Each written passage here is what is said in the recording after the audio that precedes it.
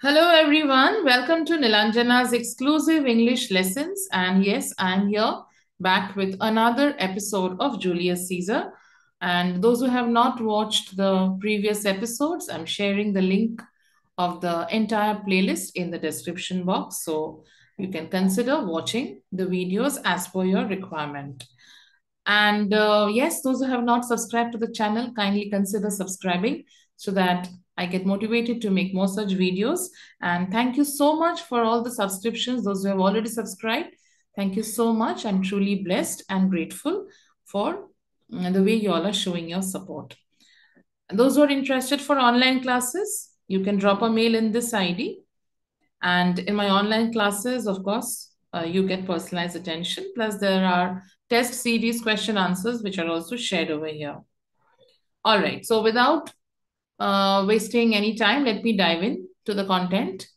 And in the last video, I had stopped just before Cassius' speech. So here in this part of the conversation that is going between all the conspirators at Brutus's house, Cassius asks, "But what of Cicero? Shall we sound him? I think he will stand very strong with us." So Cassius is asking, what shall we do about Cicero?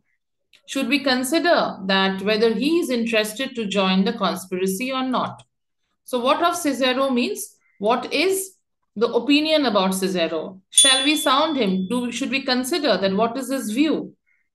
I think he will stand very strong with us. So I think perhaps he will be a strong support for us in case if he joins our enterprise.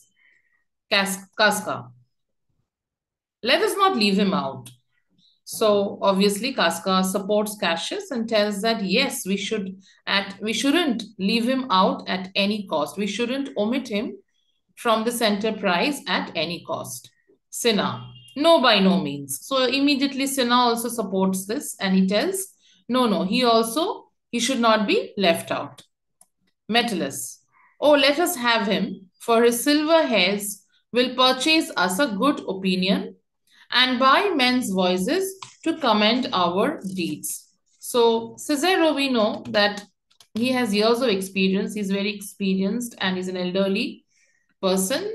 So Metellus Cimber tells that yes, we should have him because his silver hairs will purchase us a good opinion. Silver hairs refers to his age and experience.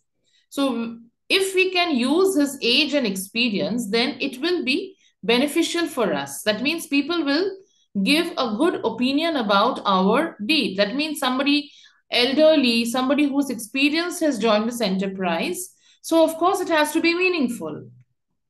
His white hairs will make men think well of us and they will lift their voices. That means they will raise their voices to praise our deeds. It shall be said, his judgment ruled our hands. His judgment. So his judgment of if he is an elderly, a matured person, then his judgment has to be a wise and a mature judgment. So his judgment ruled our hands. It guided our actions.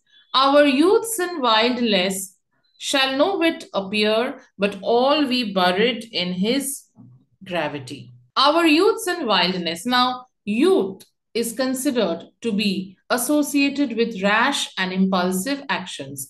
Many actions that people may commit during this time when they are in their youth or when they are young can be a little impulsive, can be a rash decision, and it may sometimes lack the maturity and the wisdom.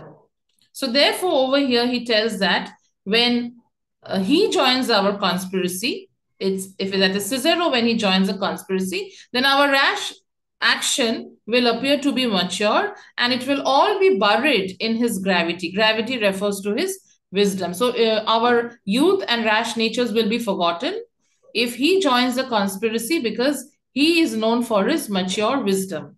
Brutus.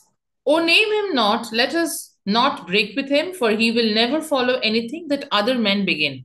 Now, Brutus doesn't approve of this decision of taking Cicero in their enterprise. So he tells that no, let us not take him. Let us not mention his name. Let us not break with him.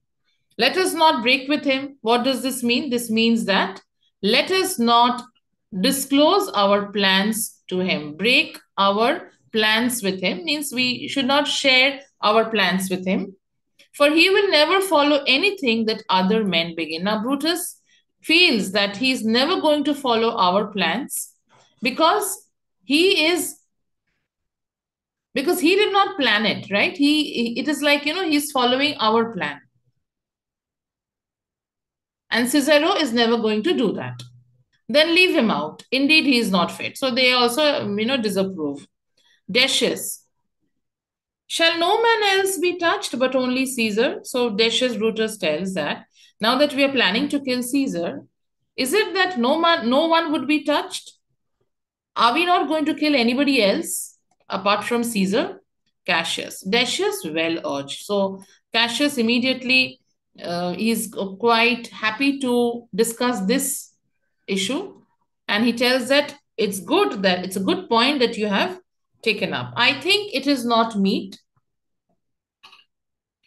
Mark Antony, so well beloved of Caesar, should outlive Caesar. We shall find him, a shrewd contriver, and you know his means, if he approve them, may well stretch so far as to annoy us all, which to prevent, let Antony and Caesar fall together. So Cassius tells that, yes, Decius, it's a very good point. It's a good point that you have stated. I think it is not meet, it is not good. Mark Antony, so well beloved of Caesar. Now, Mark Antony is dearly loved by Caesar. So it is not good that he should outlive Caesar. That means it is not good that he will continue living after Caesar is dead. We shall find of him a shrewd contriver, because we may find that he turns out to be a shrewd, a very cunning contriver, means a schemer, a person who plots and schemes. That means gets into planning which is not good for us. He may carve a plot against us. And you know his means. If he improve them, may well stretch so far. And you know his means. That means he can be able to use his influence. And if he works on that influence, if he tries to exercise his influence, that it can stretch so far, it can go to a great extent as to annoy us all. That means it can be a source of danger for all of us. Which to prevent, let Antony and Caesar fall together. So let Antony and Caesar be slain together.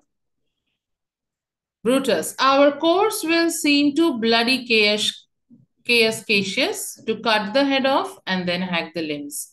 So Brutus doesn't again approve this plan, and he tells to Cassius that in case if we are killing Antony along with Caesar, then our action will be too brutal, too bloody.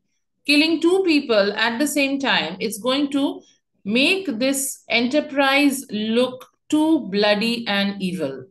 To cut the head off and then hack the limbs. That means who is the head? Caesar is the head, right? And then after cutting the head, do we actually hack the limbs? And if at any point of time people do such things, it looks very cruel, because that means when you're cutting somebody's head off, that means you're already killing that person. And after that, you are hacking the limbs, means it's pure malice, I would say.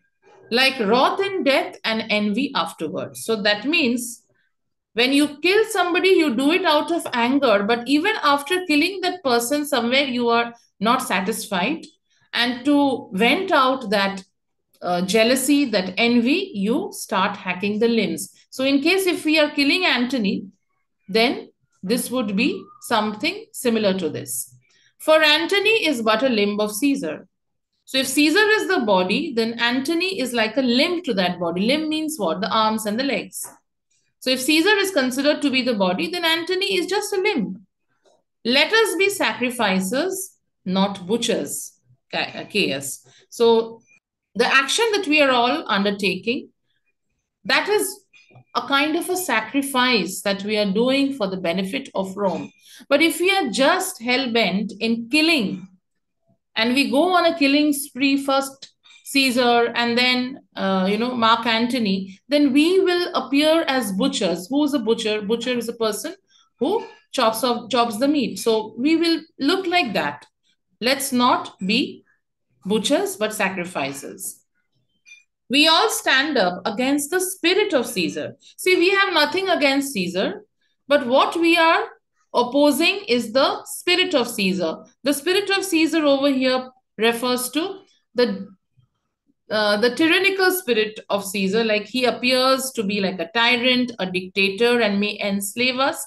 And we have problem only with that. We have nothing against Caesar as a person. And in the spirit of men, there is no blood. So, if we are just trying to stand up, oppose the spirit of Caesar, then there should not be any blood when we are doing the deed because we have nothing against him as a person. So, the murder of Caesar that we are trying to execute, it should be like a ritual that we are doing on the altar of freedom. Oh, that we then could come by Caesar's spirit and not dismember Caesar. So let us rise against the spirit of Caesar, not against him as a person. Dismember means cut the body. Cut the body. We know that because if you're killing Caesar and then we are killing Mark Antony, this is like cutting the body of Caesar, and we are not going for that. But alas, Caesar must bleed for it. It would have been really great that if we would have killed Caesar without shedding a drop of blood. As he had said here, and in the spirit of men, there is no blood. So, is it possible to just kill the spirit without shedding any blood? Of course, that is not possible. That's the reason he tells over here, but alas, Caesar must bleed for it. It's very sad that Caesar must bleed for it. And gentle friends, let's kill him boldly, but not wrathfully. Let us kill Caesar, but not in a fit of anger. Let's carve him as a dish fit for the gods.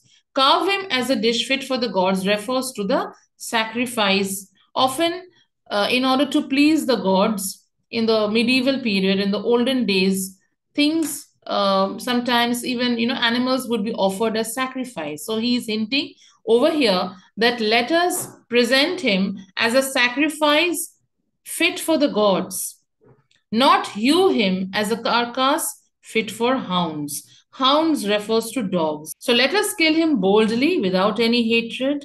Let us sacrifice him as an offering to the gods. And let us not hack and chop him like a carcass cut off for the dogs.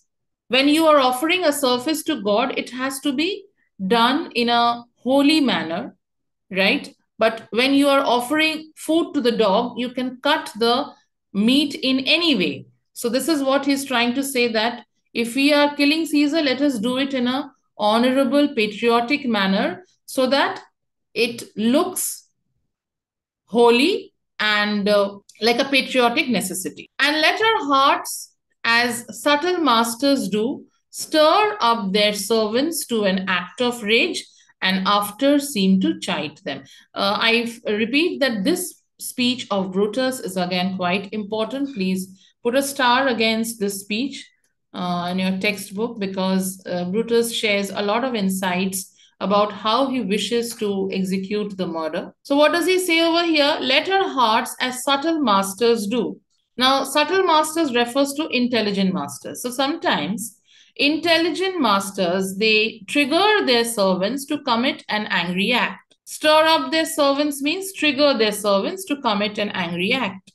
And then after seem to chide them. Chide them means rebuke them. Similarly, we should also stir up our hands, provoke our hands to commit the violent deed and then rebuke the hands afterwards. That means what? He wants to do the murder, he wants to kill Caesar as a patriotic necessity, but at the same time, he's repenting because it is not right to shed somebody's blood, but it's like a sacrifice he wants to do. And therefore, he tells that let us trigger our hands, let us invoke our hands to commit the murder, but later on, let us rebuke them that how could my hands do such a heinous crime? This shall make our purpose necessary and not envious. So if we do it in this way, then people will realize that our actions were necessary. Our purpose refers to our actions. It would be necessary and it would not be appearing evil or malicious. Envious refers to malicious. Which so appearing to the common eyes, we shall be called purgers, not murderers. So, which so appearing to the common eyes, we shall be called what? Purgers. Now, purgers refers to healers, purifiers, and we will not be called murderers. So, we should be appearing to people as if we are cleansing the state, we are purifying the state. Okay, we are trying to remove all the negativity from the state by killing Caesar, and thereby we are as if healing Rome, purifying Rome, and we would not be considered murderers at any point.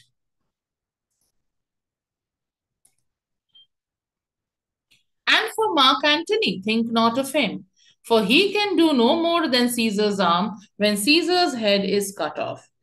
And then he just brushes off the fact that Mark Antony can be a danger because he feels that he cannot do anything.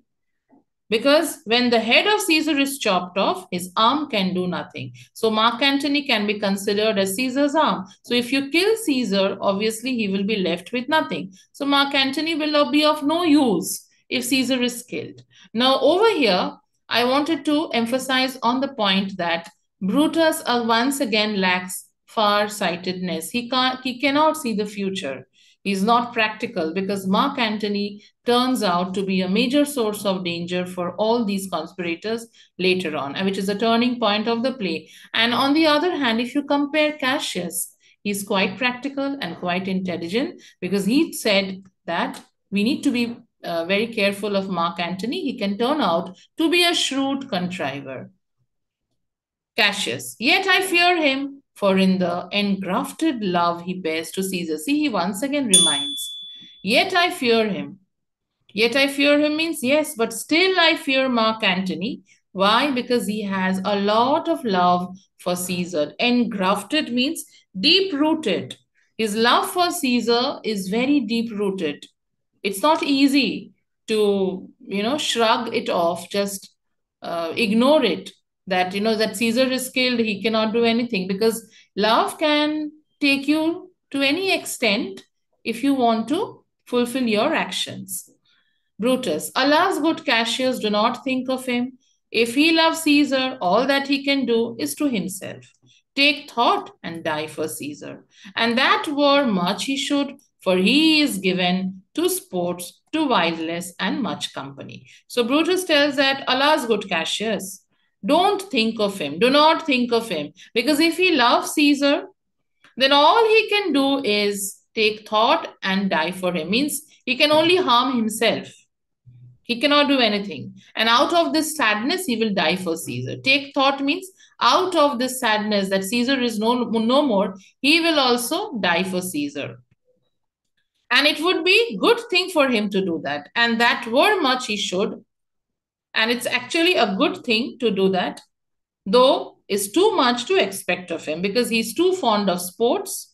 He's too fond of wildlife. Wildness refers to wildlife and social company. Much company refers to social company. So Brutus doesn't consider Mark Antony at all and he shrugs it off.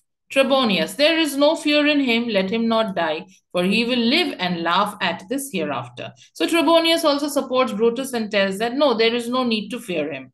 Let's not kill him. Let him not die. Let's not kill him because he will live on to laugh at this business afterwards. So later on, he's going to be, when he's alive, he's just going to laugh at this. So because he is just going to laugh at this. That means they don't consider Mark Antony to be a source of danger and he will not do anything according to them. Clock strikes, Brutus, peace, count the clock. So Brutus tells, peace, count the clock. What is the time? So Cassius tells, the clock had stricken 3. So Brutus asks, what time is it? So Cassius tells, the clock has struck 3. So Trebonius tells, it's time to part. So it's time to part means it's time for us to disperse. Cassius, but it is doubtful yet.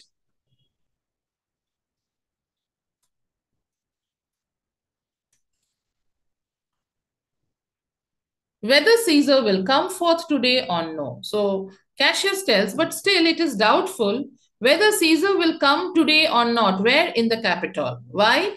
Because for he is superstitious, grown of late. Lately, recently, he has become a little superstitious. Quite from the main opinion he held once of fantasy, of dreams and ceremonies. Quite from the main opinion means which is quite contrary to the opinion he once held in regard to such things. That means once upon a time he never considered these things to be important. Things like fantasy, dreams, ceremonies, and so on. Fantasy refers to vision. Dreams is like, of course, whatever nightmare a person can have. Ceremonies refers to the omens. So here he tells that recently Caesar has become a little superstitious, which is quite contrary to the opinion that he had once held about all these things. It may be these apparent prodigies, the unaccustomed terror of this night, and the persuasion of his augurers may hold him from the capital today. So it is possible that these apparent prodigies means apparent supernatural happenings. Now, for the supernatural happenings, if you don't remember, if you can remember, if you don't remember, you can refer to the Act 1 where a lot of unnatural things were seen happening. There was a terrible storm. There were like dead bodies walking up and down the road. The graves had opened up. The lion was seen. There's a video also on that. I'm sharing the link. Please go and revise that scene if you have any doubts. So, what he's trying to say that it may be these apparent supernatural happenings, the unaccustomed terror of this night, the unusual terror. Unusual means strange happening, strange terror, strange fearfulness, and the persuasion of his augurers. Now, augurers are his advisors, the advisors to Caesar, those who advise him about the matters of the state. And the persuasion of his augurers, they may also ask him not to move out today, and that will prevent him from going to the capital today. So Cassius tells that there could be a situation that he may not come to the capital. Then how are we going to execute? How are we going to assassinate him? Decius.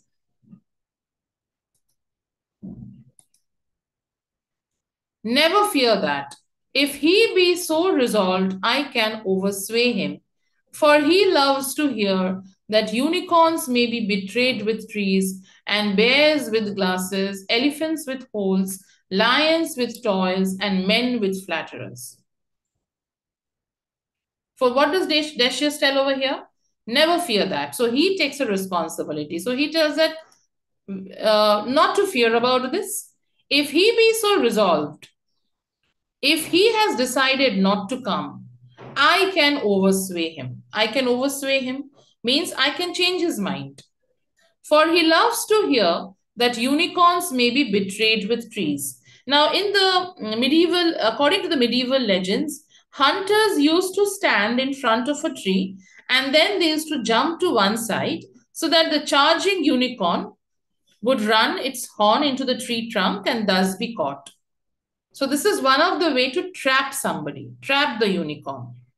And they would be tricked by asking them to move forward, progress forward, and they would be trapped and be finally caught. So this is one of the way to trap a unicorn. Similarly, bears with glasses.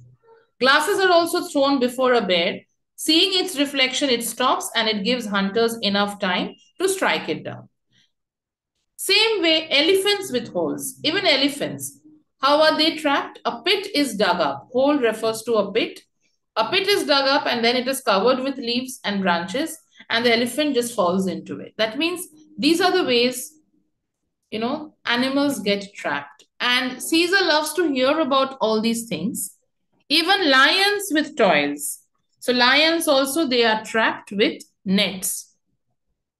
And men with flatterers, and betraying men by flattery.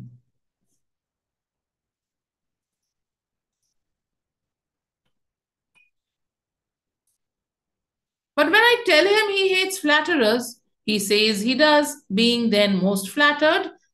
Let me work, for I can give his humor the true bent, and I will bring him to the Capitol. So Decius tells, but when I tell him that he hates flattery, he is then at once taken in and says that he really does so.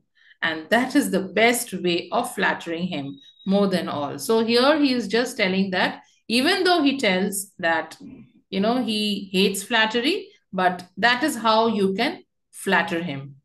And I'm going to change his mind. Let me work on him because I know how to direct his humor into the proper channel. Humor over here refers to his peculiar traits. Why peculiar traits? Because on one side, he tells that he hates flattery, and then he is the one who is greatly flattered, and he takes it, he accepts the flattery, but he doesn't realize that he is getting flattered. So I know how to use this, his peculiar traits, and how to channelize it, and I take the responsibility of bringing him to the Capitol. Cassius, nay, we will all of us be there to fetch him. So Cassius tells, no, let's all of us go, not just you. Let all of us go with you to escort him. Brutus, by the 8th hour, is that the uttermost? So by the 8th hour, by 8 o'clock, will that be the latest hour? Uttermost refers to the latest hour. Cinna, be that the uttermost and fail not then. So Cinna tells that yes, let that be the latest time, and then let us not be later than that. Metellus, Caius Legarius doth bear Caesar hard, who rated him for speaking well of Pompey. I wonder none of you have thought of him. So Metellus Cimber tells that Caius Legarius, even he hates Caesar. Doth bear Caesar hard means he has a strong dislike for Caesar. The reason being Caesar had rebuked him when Caius Legarius had spoken well of Pompey. Caesar did not like that, and that's the reason he was rebuked. So why it's quite surprising that none of you thought of him to come into our enterprise? Brutus, now good Metellus, go along by him. He loves me well, and I have given him reasons. Send him but hither, and I will fashion him. So Brutus tells that, yes, my good Metellus, you go alone to him. You go and talk to him. He likes me. He loves me well means he likes me. He has a lot of respect and regard for me. And I have given him reasons why he does so. I have given him a cause to do so, why he likes me. Send him here, send him but hither, and I will fashion him. I will fashion him means I will motivate him to join our enterprise. Cassius, the morning comes upon, we will leave you, Brutus, and friends, disperse yourselves, but all remember what you have said and show yourselves true Romans. So now almost it's 3 o'clock. Now you can understand it's almost dawn. So he tells that the morning comes upon, the day is approaching. Morning comes upon means the sun is about to rise. So now it's time to bid adieu. We'll leave you, Brutus, and let us go. My friends, disperse yourselves, let us go. But let us all remember what you have said. Whatever you have promised, do not forget, and show yourselves true Romans. Let your actions prove that you are true Romans. Brutus, good gentlemen, look fresh and merrily. Now, Brutus also tells them that you need to look fresh and happy. Let not our looks put on our purposes. Let us look bright and cheerful because our purpose may be evil. Like, we are about to commit a heinous act, a heinous crime, because he's referring to the murder of Caesar. But let not our looks reveal the malice that we have in our action, but bear it as our Roman actors do. So Roman actors, they were very powerful actors. So let us, put on an act just like the Roman actors with untired spirits and formal constancy. Untired spirit means a spirit which never gets tired. And formal constancy. Formal constancy refers to the usual dignity of a Roman. So let us do not forget that we are true Romans. So let us also be good as the Roman actors and not show what is there in our heart. Let us look bright and cheerful. And let us also show that we never get tired. And so good morrow to you, everyone. So finally, he bids good morning to every one of them. All but Brutus exit. Now, when everybody exits, now Lucius, his boy servant, he looks at him and he tells, "Boy Lucius, fast asleep? It is no matter. Enjoy the honey-heavy dew of slumber. Thou hast no figures nor no fantasies." So here he tells Lucius that, "Oh, you are fast asleep. Lucius, it's no matter. It doesn't matter. Enjoy the honey-heavy dew of slumber." Slumber is sleep, and its sleep is very sweet, just as sweet as honey, because it relaxes the mind. That's the reason it is sweet, and at the same time it is also heavy. Heavy over here refers to the deep sleep.